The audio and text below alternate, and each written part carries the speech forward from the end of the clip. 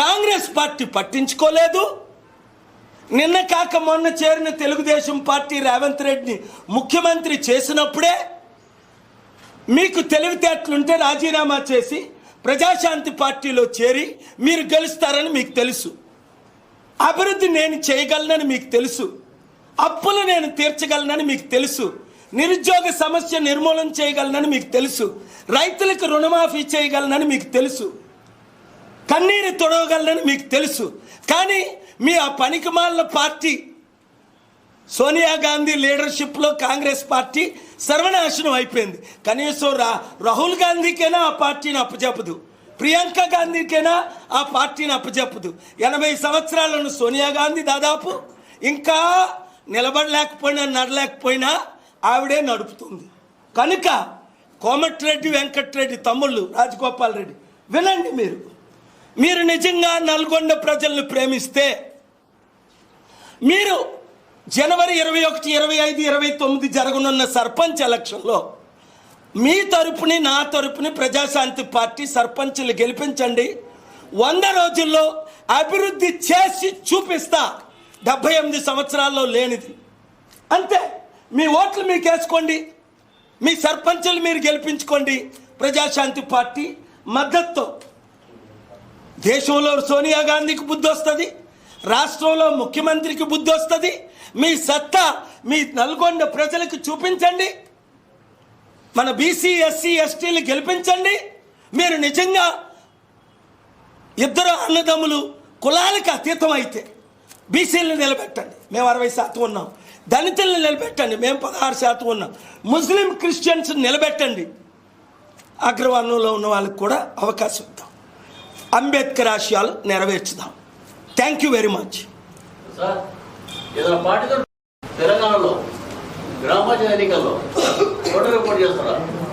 మేమైతే నేను ఎప్పుడు ఒంటరి పోరాటమేనండి. బీజేపీ వాళ్ళు అడిగారు, మీకు తెలుసు, అనేక సార్లు ఆఫీస్కి వచ్చారు. కాంగ్రెస్ వాళ్ళు అడిగారు, ఇప్పటికీ వస్తున్నారు. ఆ 2 పార్టీలు ఈ రాష్ట్రాన్ని, ఇక్కడ తెలంగాణలో కేసీఆర్ పాలన మనం చూసాం, సర్వనాశనం అయిపోయింది. 8 లక్షల కోట్లు అప్పండి కుటుంబానికి. దేశంలో చేసిన అప్పు కాంగ్రెస్, బీజేపీ, కేసీఆర్, రేవంత్ రెడ్డి 5 కోట్ల అప్పు కుటుంబానికి. నిరుద్యోగ సమస్య ఒక్కటైనా తీరిందా? రైతుల సమస్య ఒక్కటైనా తీరిందా? రుణమాఫీ చేసాం, 22 లక్షల మంది రైతులకు అంటున్నారు. 1 కోటి రైతు కుటుంబాలు ఉన్నాయి. మరి మిగతా 80 లక్షల రైతుల సంగతి ఏంటి? ఒకటి, రుణమాఫీ మీరు చేశారంటే అర్థం ఏంటి? మరలా ఎక్కువ రుణం తీసుకొచ్చి 1,00,000 కోట్లు అప్పు చేసి 22,000 కోట్లు మీరు రుణమాఫీ తీర్చారు. ఇంకా 78,000 కోట్లు అప్పు ఎక్స్ట్రా అయింది కదా. ఆ అప్పుకు వడ్డీ కూడా ఇంకొక రేవంత్ రెడ్డి కానీ మరలా సర్పంచ్ ఎలక్షన్లో గెలిస్తే ఈ కళ్ళు నెత్తి మీదకి వచ్చి మరలా మేమే గొప్ప, మా రెడ్లే గొప్ప, బీసీలు 0, బీసీలు మాకు వద్దు అనే కదా కాంగ్రెస్ పార్టీ 78 సంవత్సరాలు ఒక్క బీసీని ముఖ్యమంత్రి చేయలేదు ఆంధ్ర, తెలంగాణలో. సో బుద్ధున్న బీసీలందరూ, తెలివైన బీసీలందరూ, పెద్దన్న వచ్చాడు ప్రపంచాన్ని. మన November 23 అమెరికన్ సమిట్ చూశారు మీరు. 198 మంది వరల్డ్ లీడర్స్. రేవంత్ రెడ్డి వస్తానని 5 సార్లు మాట ఇచ్చి తప్పాడు. ఆయన వచ్చుంటే మీరు అన్నట్టు ఏమో ఏప్రిల్, మేలో మేము ఎందుకు పోటీ చేయలేదు ఎంపీ స్థానాలు? రేవంత్ రెడ్డి కాంగ్రెస్కి మద్దతు ఇచ్చాం. కేసీఆర్ కొడుకు కేటీఆర్ నన్ను సిరిసిల్లలో కొట్టించాడని ఇప్పుడు కాంగ్రెస్ వాళ్ళు కొట్టిస్తే మళ్ళీ కేసీఆర్ మేము పొత్తులు పెట్టుకుంటామేమో చెప్పలేం. మీరు అన్న ప్రశ్నకు అవకాశాలు ఉన్నాయి, ఓపెన్ మైండ్ ఉంది. నేను ఎటు తిరిగితే అటే ఓట్ బ్యాంక్ అని మీకే తెలుసు. నన్ను రెచ్చగొడితే రాజశేఖర రెడ్డిలాగా రెచ్చిపోతానని వాళ్ళకి తెలుసు. తగ్గేదే లే అని పుష్పకి తెలుసు. బెయిల్ ఇవ్వనని ఆయన పేరు మర్చిపోయినందుకు జైల్లో పెడితే 1-2 గంటల్లో బెయిల్ ఇప్పించా, కోర్టుకు వెళ్ళిపోయి. మరి బెయిల్ ఇవ్వకపోతే ధర్నా చేస్తానన్నా. ఆర్గ్యుమెంట్స్ కోర్టులో బాగానే జరిగేది వేరే. ఆర్గ్యుమెంట్స్ని బట్టి బెయిల్స్ ఇవ్వరు. జడిస్తే, అసత్యంగా అరెస్టు చేస్తే ఎవరి కొరకైనా కామారెడ్డి రైతుల కొరకు పోరాటం చేసి ఆ కట్టడాలు ఆపలేదా? 10,000 కోట్ల కట్టడాలు. దేశమంతా రైతులకు న్యాయం చేయలేదా? నిరుద్యోగులకు 30 లక్షల ఉద్యోగాలు ఇప్పించలేదా?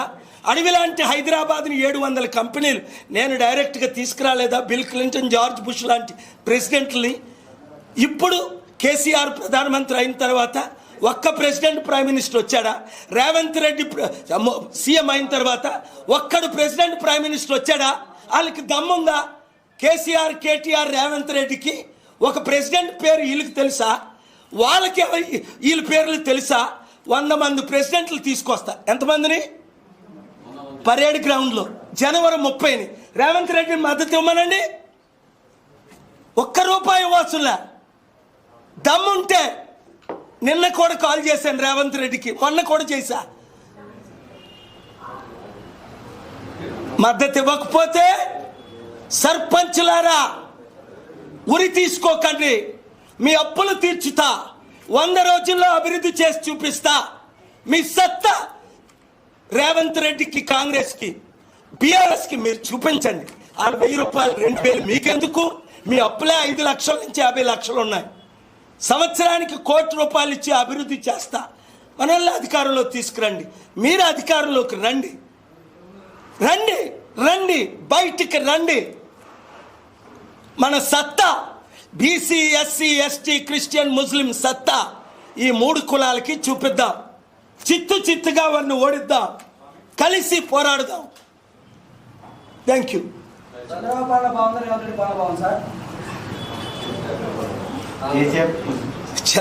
పాలన బాగుందని వాళ్ళిద్దరూ ఒకటే, గురువు శిష్యులు. అక్కడేమో ఆయన 6 నెలల్లో 60,000 కోట్లు అప్పు చేశాడు, 68,000 కోట్లు. ఇక్కడేమో ఈయన 12 నెలల్లో 1,20,000 కోట్లు అప్పు పెరిగింది. అప్పు చేశాడు, అప్పు పెరిగింది. బాగుంది. ఎవరి పాలన బాగుందంటే ఏం చెప్తాం? ఎవడు బాగా చంపాడా